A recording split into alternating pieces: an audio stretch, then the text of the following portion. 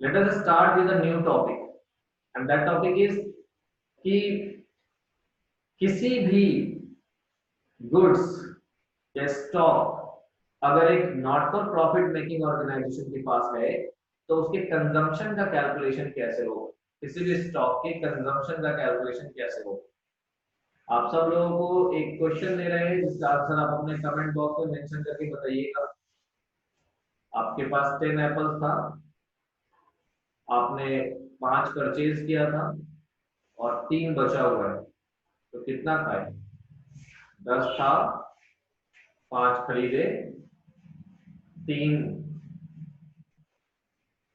तीन बचा हुआ है।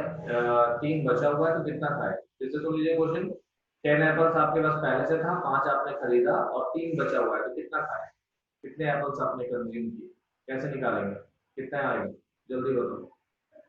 10 एप्पल था, यस, एक आंसर आया यहाँ पे। और जो आंसर जब हम क्वेश्चन पूछेंगे तो उनका आंसर ओपनली नहीं देना है, प्राइवेटली देना है, ठीक है।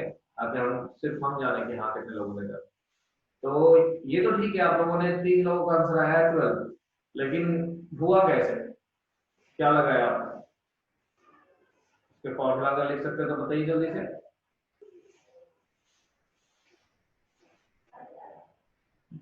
इज देयर एनीवन, ये 12 का अमाउंट कैसे आया।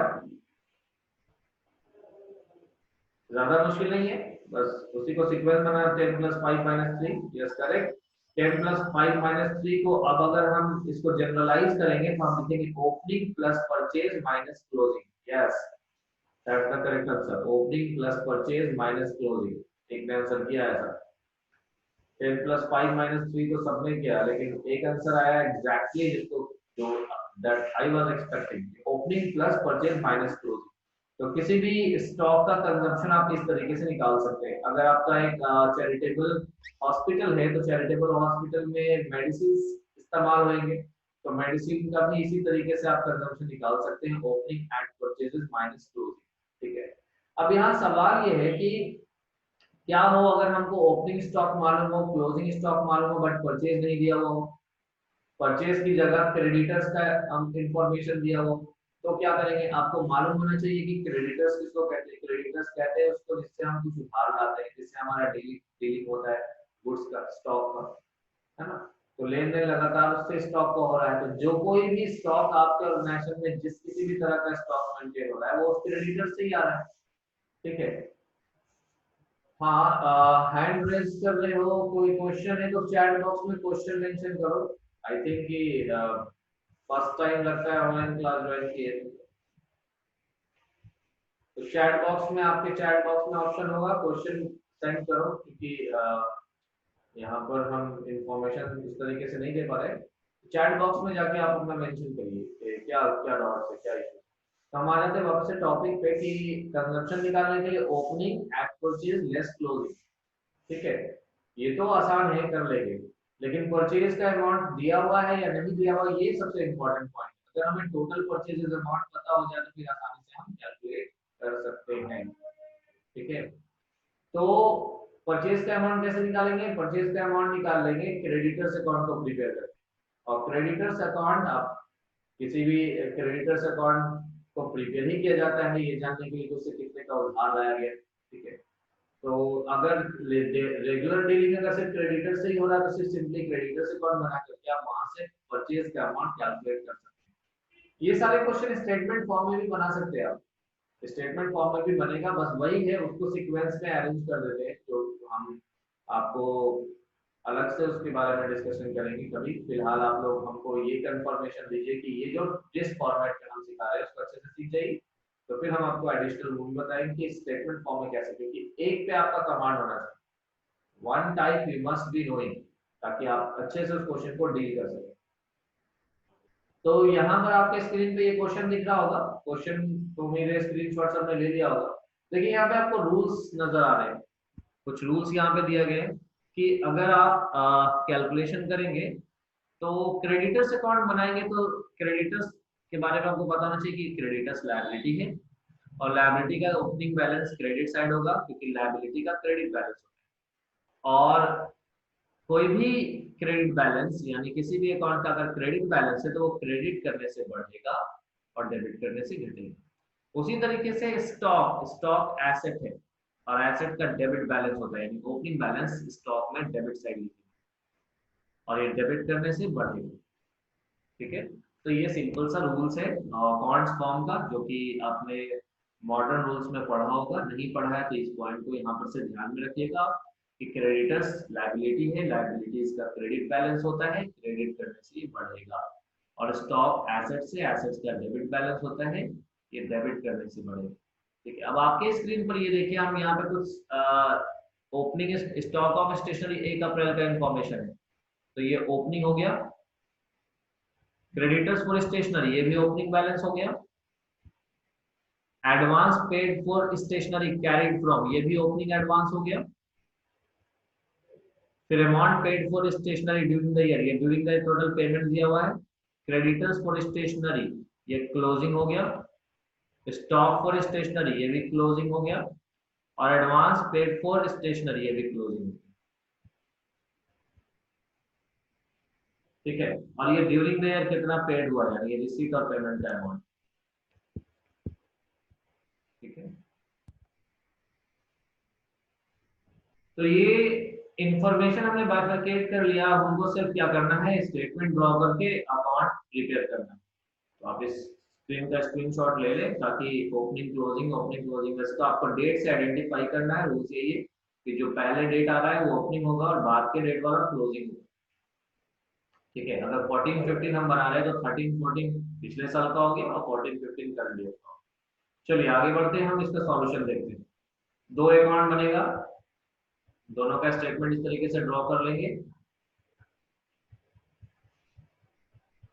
Creditors for stationery, stock for stationery, particulars rupees, particulars rupees, particulars rupees, particulars. पहले हम क्या करेंगे, ओपनिंग बैलेंस पुट करेंगे। क्रेडिटर्स का opening balance by balance brought down, कितना अमाउंट, ओपनिंग और क्लोजिंग दोनों लिख दिया। बैलेंस लिख देंगे, ओपनिंग बैलेंस 21,000 था क्रेडिटर्स का और क्लोजिंग बैलेंस 11,300 दिया।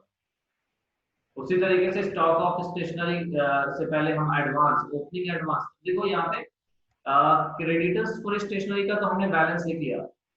ठीक है, अब अगर क्रेडिटर्स को हमने बैलेंस दिया है तो क्रेडिटर्स से कम होगा, हाँ या ना। अगर क्रेडिटर्स को एडवांस में दे रखा है तो उससे क्रेडिटर्स का बैलेंस घटना चाहिए कि नहीं घटना चाहिए, घटना चाहिए ना। तो यहाँ पर आप देखिए कि ओपनिंग अगर बैलेंस हमने क्रेडिटर्स का क्रेडिट साइड लिखा है, तो ओपनिंग एडवांस हमको जो क्रेडिटर्स को पेड किया गया होगा उसका अमाउंट किस साइड लिखेंगे, उसका अमाउंट हमको लिखना पड़ेगा डेबिट साइड में। ये देखिए, to advance to creditors opening, कितना अमाउंट 2200। इस साइड क्यों लिखा, क्योंकि एडवांस अमाउंट है और एडवांस अमाउंट का मतलब ही होता है कि उसको पैसा पहले से उनको पेड है, तो उससे उसका बैलेंस है जिससे हमने उधार लेना है, उसका बैलेंस थोड़ा कम हो जाए।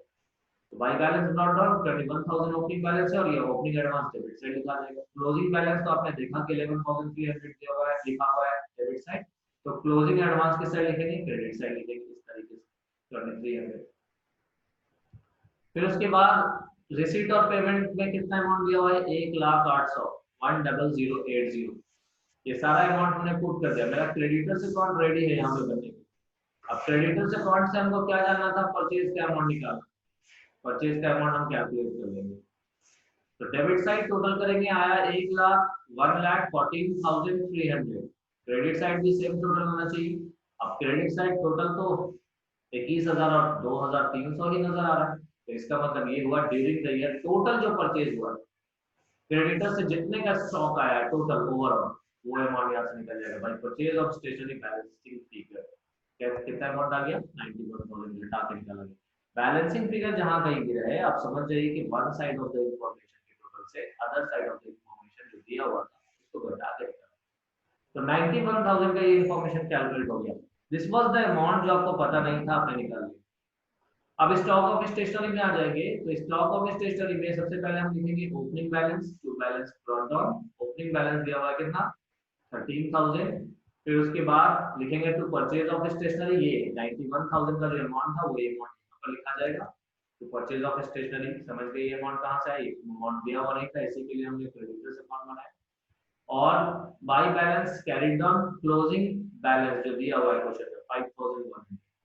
अब आप सीधे इस स्टॉक अकाउंट को बैलेंस कर देंगे तो कंजम्पशन निकल जाएगा। 1,04,000 टोटल है, डेबिट साइड टोटल भी और क्रेडिट साइड टोटल भी। अब यहाँ से निकाल लेंगे by income and expenditure account, bracket में मेंशन करेंगे स्टेशनरी कंज्यूम, और ये अमाउंट भी बैलेंस करके निकलेगा, बैलेंसिंग फिगर। तो 1,04,000 में से 5100 घटा देंगे तो अमाउंट आएगा 98,900।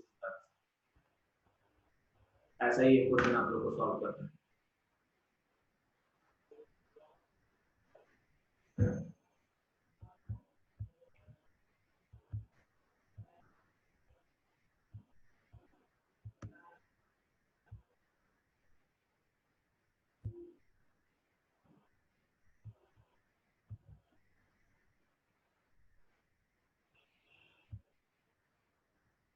Is that clear everyone? Clear है सबको? क्वेश्चन समझ आया? अब आप स्टॉक का कंजम्पशन कर लेंगे।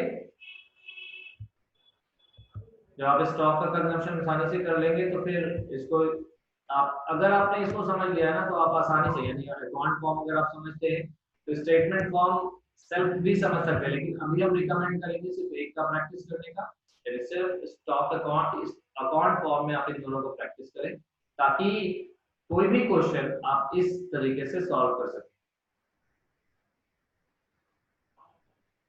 हमने कहा ना कि ओवर द ईयर आप लोगों का एक्सपीरियंस इंप्रूव होगा। अमन सौरभ का कहना है सब दिन से ज्यादा अच्छा समझ आया। Very good. हम कंटिन्यूअसली कोशिश कर रहे हैं कि जो आपका लर्निंग एक्सपीरियंस हो वो पहले से बेहतर होता जाए हर दिन। जैसे जैसे हम लोग कंटिन्यूअस करेंगे ना, कंटिन्यू करेंगे तो आपको बेहतर समझ में आएगा। Very good. जहाँ पे दिक्कत हो वहां पे भी बताया कीजिए, क्योंकि अच्छे से तारीफ से ज्यादा हमको मैटर करता है कि कौन सा पॉइंट है जहाँ इंप्रूव करना है। जैसे कल क्या नाम है उसका, किसी हाँ ऋतिक ने, उसने इन्फॉर्मेशन दिया कि सर समझ नहीं आया, कुछ नहीं आया, तो फिर हमने देखा, जाकर चेक किया दोबारा, तो वॉइस क्लैरिटी नहीं था और भी कई सारे इश्यूज थे, तो हमने इसी वजह से एक्सपेंसेस वाला जो वीडियो था उसको इवनिंग में कल दोबारा से रिकॉर्ड करके। तो आप लोग नेगेटिव फीडबैक पे ज्यादा ध्यान दें कि ये चीज अच्छे से नहीं हुआ, ये पार्ट अच्छे से नहीं हुआ, ये और इसका कुछ क्लियर नहीं हुआ, इसमें ये इशू है, इसमें वॉइस इशू है, whatever is there, that feedback is most important for me, क्योंकि वो पॉइंट ऑफ ग्रोथ है। ठीक है, वहां से हम इंप्रूव कर सकते हैं चीजों को आप लोगों के एक्सपीरियंस के लिए, आप लोगों के अंडरस्टैंडिंग के लिए। चलिए, तो ये टॉपिक समझ गए सारे लोग?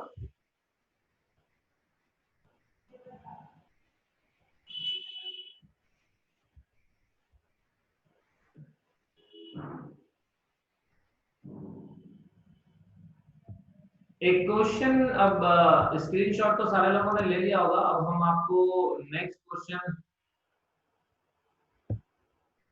क्वेश्चन जो है वो यहाँ पर आपको मेंशन कर देते हैं। नेक्स्ट क्वेश्चन ये आप लोगों को सॉल्व करना है।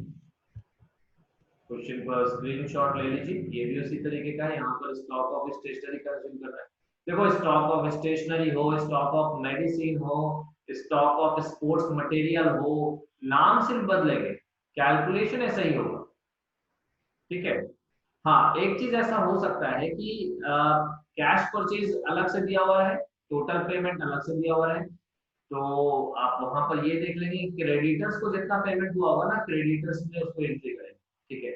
और अगर कैश परचेज का अमाउंट अलग से है तो उसका एंट्री सीधे आपको कहाँ करना है, स्टॉक में करना है। ठीक है। ये थोड़ा सा आपको ध्यान रखना है कि अमाउंट जो है एक साथ अगर दिया हुआ है तो सबको क्रेडिटर्स में एंट्री कर दो, टोटल परचेज निकल जाए। ठीक है। लेकिन अगर अमाउंट सेपरेटली दिया हुआ है, यानी कैश का अलग दिया हुआ है, क्रेडिट का अलग दिया हुआ है, तो जो क्रेडिटर्स को जो पेमेंट किया गया है वो क्रेडिटर्स अकाउंट में लिखोगे, और जो कैश परचेजेस में कैश के लिए जो पेमेंट किया गया था उसको सीधा स्टॉक अकाउंट में। क्लियर है? इस केस में क्या होगा कि सिर्फ credit purchase of the stock he creditors account से पता चलेगा। हम लोग यहाँ पर टोटल पेमेंट को इसलिए लिख दे रहे हैं क्योंकि अलग अलग इंफॉर्मेशन हमें नहीं पता है, तो एक साथ सारा का सारा इंफॉर्मेशन हम वहां पे मेंशन कर देते हैं। एक साथ सारा इंफॉर्मेशन मेंशन कर देने से हमको एक ही बार में टोटल परचेज पता चल जाता है, जिसकी वजह से कंजम्पशन निकालना आसान है। अलग अलग दिया रहेगा तो आप कैश परचेजेस को आप स्टॉक अकाउंट में मेंशन कर दोगे, और क्रेडिट परचेज को, क्रेडिट परचेज के लिए किए गए जो पेमेंट होंगे उनको आप क्रेडिटर्स अकाउंट में लिखेंगे, वहां से क्रेडिट परचेज निकल जाएगा। कैश परचेज आप ऑलरेडी लिख चुके होंगे, तो हमने रूल वही रहेगा, opening purchase, opening eight purchase less. तो इस क्वेश्चन को आप लोग सॉल्व कर लेंगे। कोई डॉट्स अगर है तो साइड में आप जाके पूछ सकते हैं।